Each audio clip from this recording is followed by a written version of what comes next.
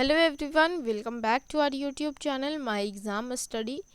दोस्तों, पॉलिटी का हमारा ये सीरीज़ चल रहा है जिसमें आज हमारा 5वां दिन है या फिर ये कहें कि 5वां सेट है।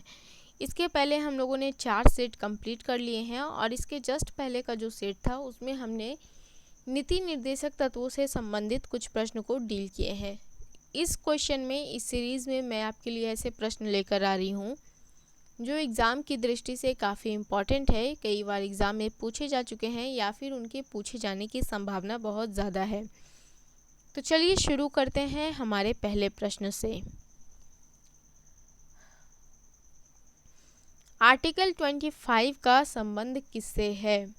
तो आर्टिकल 25 का संबंध है धर्म की वृद्धि के लिए प्रयास की स्वतंत्रता, यानी कि आर्टिकल 25 के अंतर्गत किसी भी धर्म जो धर्म के मानने वाले लोग हैं वो अपने धर्म की वृद्धि कर सकते हैं, उनका प्रचार प्रसार कर सकते हैं। इसके लिए उन्हें आर्टिकल 25 के तहत यह सुविधा दी गई है, स्वतंत्रता दी गई है। Next question, question number 2।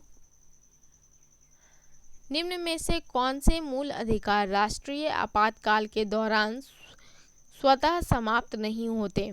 यानी कि राष्ट्रीय आपातकाल के दौरान मूल कर्तव्य समाप्त हो जाते हैं, लेकिन 2 मूल कर्तव्य ऐसे हैं जो आपातकाल के दौरान भी समाप्त नहीं होते। तो ये मूल कर्तव्य कौन कौन से हैं? आर्टिकल 20 और 21, यानी कि ऑप्शन नंबर सी। अब देखिए दोस्तों कि आर्टिकल 20 के अंतर्गत आपके कौन कौन से ऐसे अधिकार आते हैं या आर्टिकल 21 के अंतर्गत आपके कौन कौन से ऐसे अधिकार आते हैं जो समाप्त नहीं होते हैं। ठीक है, तो आर्टिकल 20 के अंतर्गत जो आपके मूल अधिकार हैं वो ये हैं कि एक अपराध पे कितनी बार सज़ा मिलेगी, कानून कौन सा लागू होगा और सज़ा की मात्रा क्या होगी। फॉर एग्ज़ाम्पल, यदि किसी ने कोई गुनाह किया है, कोई अपराध किया है और उसके कुछ सालों के बाद जब तक उसे सज़ा मिलती है तब तक कानून का जो ब्यौरा है वो बदल जाता है, यानी कि उसकी सज़ा बदल जाती है, तो उसे उस अपराध पर कौन सी सज़ा मिलेगी, पहले के नियम के अनुसार सज़ा या फिर जो बदल गया है उसके अनुसार सज़ा। तो अपराधी ने जिस समय गुनाह किया था, जिस समय अपराध किया था, उस समय के हिसाब से जो कानून बनी हुई थी सज़ा के लिए, वही सज़ा उसे मिलेगी, ना कि बदली हुई सज़ा। तो ये आर्टिकल 20 है। आर्टिकल 21 है प्राण एवं दैहिक स्वतंत्रता, मानवीय गरिमा के साथ जीवन जीने का अधिकार, मृत्यु या आत्महत्या का अधिकार नहीं है। तो आर्टिकल 21 में एक इंसान की जो बेसिक फैसिलिटीज़ होती है उसे पूरा किया जाता है, जिसके तहत वो इज्जत के साथ जी सके। लेकिन आर्टिकल 21 में आपको मृत्यु या आत्महत्या करने का अधिकार नहीं मिला है। तो ये 2 ऐसे आर्टिकल हैं जो राष्ट्रीय आपातकाल के दौरान समाप्त नहीं होते। Next question, question number 3। निम्न में से कौन सा कार्य आर्टिकल 17 के अंतर्गत छुआछूत माना जाता है?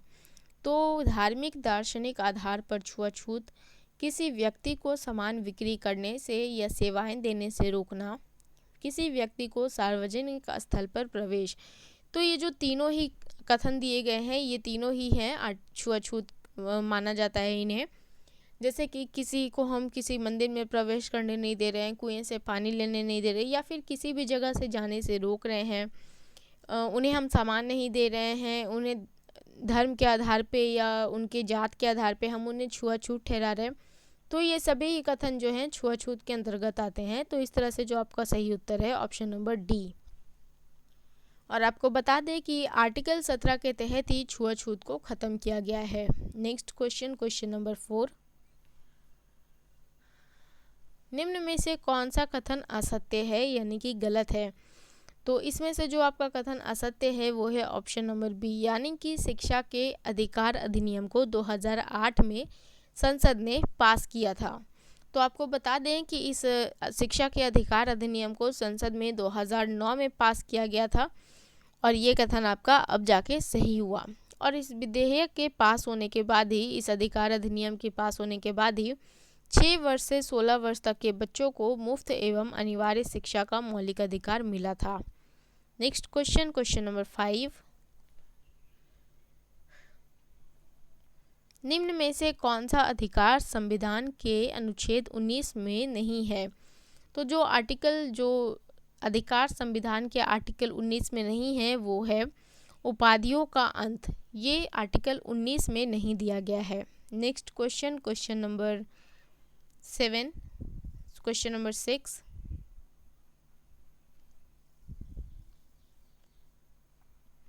संविधान के किस भाग को भारत का मैग्ना कार्टा कहा जाता है?